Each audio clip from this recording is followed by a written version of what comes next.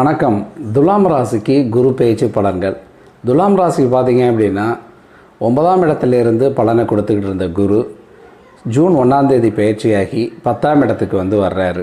10ல் குரு வந்தால் பதவி போகும் அப்படின்னு சொல்கிறது உண்டு. ஆனால் பார்த்தீங்கன்னா பதவியெல்லாம் உங்களுக்கு போகாதுங்க.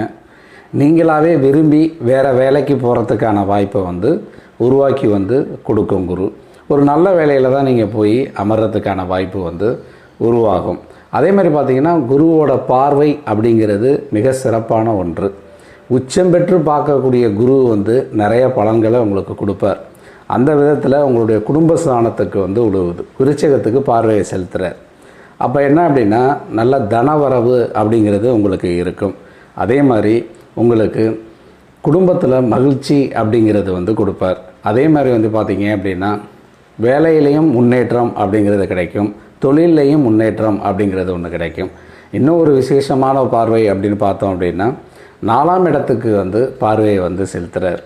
இப்போ 4ஆம் இடத்துக்கு செலுத்துறதுனால என்ன நடக்கும் அப்படின்னா ஏற்கனவே உங்களுக்கு ஏதாவது ஒன்று உடம்பு முடியலை அப்படின்னு சொல்லிக்கிட்டே புலம்பிக்கிட்டு இருப்பீங்க.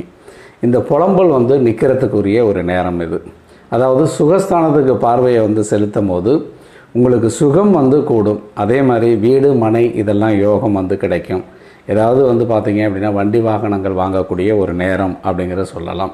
இதுக்கு அடுத்த மாதிரி பார்த்தீங்க அப்படின்னா அவருடைய பார்வையில் சனியை பார்த்துட்றார். ஏற்கனவே 6ஆம் இடத்துல இருந்து சனி உங்களுக்கு நல்ல பலன்களை தான் கொடுத்துக்கிட்டு இருக்காரு.